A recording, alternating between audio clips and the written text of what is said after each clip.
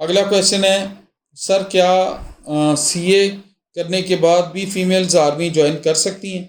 अच्छा, सीए एक अच्छी क्वालिफिकेशन है, फिनांस रिलेटेड अच्छी है, माशाल्लाह हाई प्रोफाइल है। तो सीए की डिग्री की अगर इक्वलेंस के अगेंस्ट कोई वैकेंसी आती है या एमएससी इकोनॉमिक्स के रूप में उस तरफ आप जाना चाहते हैं उस टीम में, या कोई और आप इक्वलेंस लेके करना चाहती हैं तो अप्लाई तो आप कर सकती हैं, लेकिन प्रोवाइडेड कि आपको जिस अपॉइंटमेंट के लिए कॉल किया जा रहा है वो उसके प्री रिक्विजिट इस एजुकेशन क्वालिफिकेशन से मैच करते हो तो फिर तो कोई मसला नहीं है।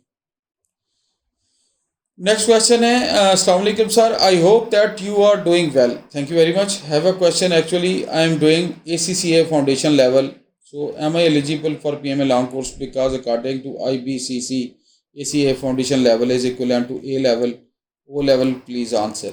देखिए सिंपल, जो आपकी इक्वलेंस FA FSC के बराबर है और इक्वलेंस आपको रिक्वायर्ड परसेंटेज नंबर देती है तो you can always apply for that, क्योंकि PMA लॉन्ग कोर्स के लिए बेसिक क्वालिफिकेशन तो FA FSC होनी चाहिए। तो कोई भी डिग्री का लेवल है आपने इक्वलेंस लेके देना है और उस वो परसेंटेज भी आपकी वो डिक्लेयर होनी चाहिए, तो फिर बेटा आप अप्लाई कर सकते हो, कोई ऐसी उसमें मसला नहीं। अस्सलाम वालेकुम सर, मेरा क्वेश्चन ये है कि फर्स्ट टाइम नॉट रिकमेंडेड के बाद क्या इनिशियल दोबारा होता है उसकी आर्म फोर्स में? नहीं, उसी फोर्स में जैसे PMA लॉन्ग कोर्स में आप एक दफ़ा गए हैं तो आप ISSB तक चले गए और आप उधर से नॉट रिकमेंड हुए, तो आप वो नॉट रिकमेंड लेटर उनको कोट करते हैं कि लास्ट टाइम मैं ISSB से होके आ रहा हूँ, तो उस सूरत में इनिशियल टेस्ट वगैरह आपका कुछ भी आपको वेवर मिलता है, वो नहीं होते, फिर आप आगे चलते हैं, तो ये है उसका। अस्सलाम वालेकुम sir, honourable sir, kindly teach me about army commission, how can I join Pakistan army after BS computer sciences and which subject I have to prepare for test, I am writing for your response. ये फ़हीम साहब हैं पिंडी से। ठीक है बेटा, good.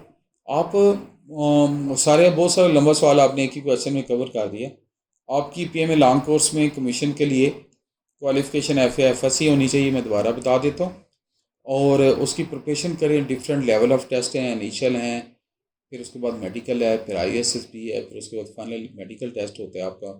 तो इसमें जो टेस्टों की प्रिपरेशन है वो डिटेल में हमने गाइड किया हुआ है, वो देख लें वीडियोस और शुरू कर दें। अल्लाह का नाम लेके मेहनत, मेरे नज़दीक इसके एक ही रेसिपी है कि माँ बाप की दुआएं लें, इंशाल्लाह अल्लाह पाक आपको कामयाबियाँ देंगे। नेक्स्ट है MBBS के बाद कैसे आर्मी ज्वाइन कर सकते हैं एज ए डॉक्टर, वो मैंने बताया हुआ है कि डायरेक्ट आप MBBS के बाद कुछ वैकेंसीज आती हैं, डायरेक्ट कैप्टन डॉक्टर के लिए आपका एग्ज़ाम होता है, आप अप्लाई करते हैं और थ्रू आर्मी सिलेक्शन सेंटर आप अप्लाई करते हैं, इनिशियल टेस्ट देते हैं, फिर इंटरव्यू होता है, आप सेलेक्ट होते हैं। सर, नर्सिंग में डिप्लोमा ज़रूरी है क्या? ये मुझे बात समझ नहीं। डिप्लोमा नर्सिंग के लिए सर है, अगर नर्सिंग के लिए आप क्वालिफाई कर रहे हैं तो जो भी बेटा प्री रिक्विजिट बेसिक है वो आपने क्वालिफाई करना है उस पर। सर, आपने आर्मी लेफ्टिनेंट का बारे में बताया है। भाई आर्मी लेफ्टिनेंट वही है जो PMA लॉन्ग कोर्स में आप कोर्स करते हैं 2 साल का, उसके बाद पाकिस्तान आर्मी में आपको कमीशन दिया जाता है और उसमें पहला रैंक जो होता है वो आपका सेकंड लेफ्टिनेंट होता है कमीशन में, पाकिस्तान आर्मी में दिया जाता है, ये वो है। सर, अगर गवर्नमेंट सर्विंग हो तो अगर रिलेशन होती है, प्लीज़ सर, ये क्वेश्चन मुझे समझ नहीं आया।